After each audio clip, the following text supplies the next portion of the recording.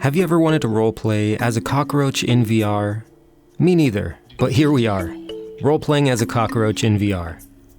Metamorphosis has you playing the character of Gregor, a man-turned-cockroach set on a journey to understand the mystery behind this sudden transformation. In this twisted new world, you're left navigating environmental puzzles by crawling, jumping, and climbing along surfaces you once knew to be minuscule by comparison. During this adventure, you learn that your friend is being arrested while you struggle to find answers. How can I be under arrest? This story is loosely inspired by Franz Kafka's novella, The Metamorphosis, and Metamorphosis is ported over to VR from the flat-screen title. Now that we have a good understanding of the game itself, it should be apparent that this is a story-rich puzzle adventure game. And before we get too far, I want to quickly thank the developers for giving us an opportunity to experience Metamorphosis in VR. I also want to thank you for hanging out with me here and watching this review. If you want to see more VR hardware and game reviews just like this, feel free to subscribe. And if you want to help out the channel, liking the video helps a bunch. Thank you. So let's get into the details of the VR port that makes it unique, and talk a little about my experience with Metamorphosis. Alright, this might sound crazy, but when I first booted up the game in VR, I was left with the most lethargic game menu I've seen. What I mean by this is that when hovering over each option, nothing would happen. Usually in game menus, you are expecting a reaction to your movements. And when pointing your cursor at the menu buttons, they usually light up, become larger, and give you some haptic feedback in your controllers to reinforce the idea that you have highlighted the menu button to be selected. In Metamorphosis, none of this happens, which makes the menu feel quite lethargic. While a simple menu system is not much to complain about, it definitely set the standards. And the rest of the VR port seemed to be missing some of this attention to detail.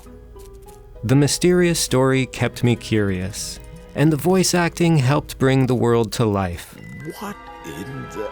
The story is really what the game was made for, and without spoiling any of it, things are solid in this department, and kept me quite interested.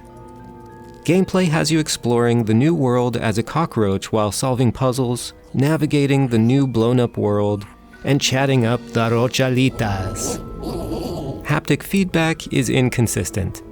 It's great feeling the little rumble in the controllers each time you stab into the surface while climbing, and this adds a lot of value to the immersion. But other times you're left without any feedback in your controllers at all, such as when opening doors or while in the menu systems. And this makes things feel a little bit sloppy, because you anticipate some sort of feedback while performing these actions.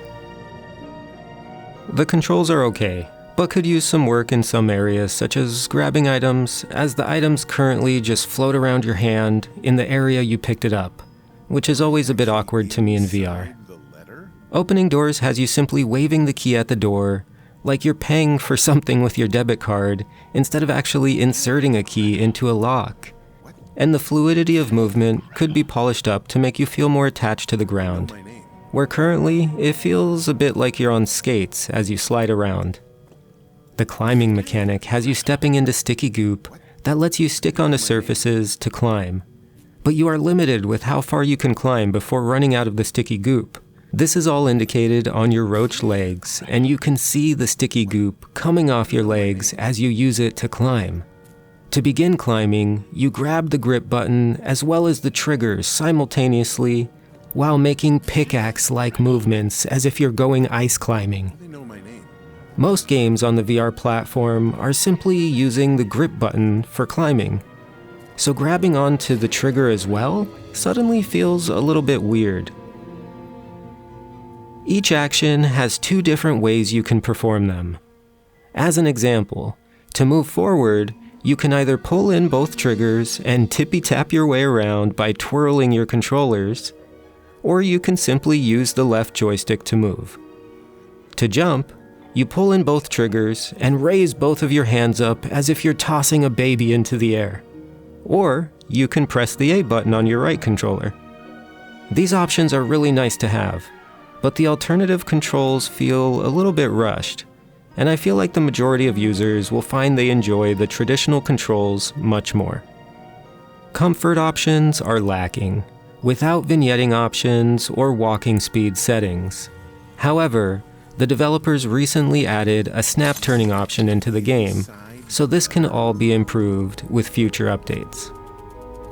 When we talk about audio, some of the voice lines were unbalanced when having conversation, so there's work to be done here. But the voice acting, music, and environment sounds were all fantastically done. Metamorphosis in VR is a great experience if you're looking to enjoy a narrative-rich journey through environments that only roaches could explore. There's a lot to uncover as you dig deeper into the mysteries of your metamorphosis. With gameplay feeling a little lackluster, and an overall layer of polish needed, some may desire a bit more. That being said, for those who did enjoy the flat screen version, I think there's plenty to enjoy in VR as you navigate the world with the perspective of a cockroach. Once again, I want to thank all of you for hanging out. If you enjoyed this video, please give it a like, it helps me out a ton. And if you want more game reviews just like this, feel free to subscribe. I review every game I play in VR. As always, make sure to think for yourself, which means question yourself. Do what makes you happy, and I'll see you all next time.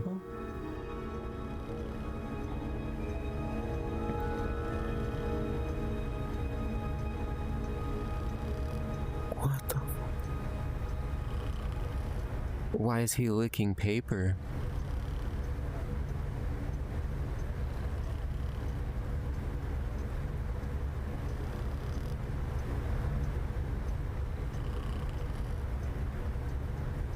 Okay. Joseph, it's you. Look what's happened to me. You have to help me. Hey, you, wait.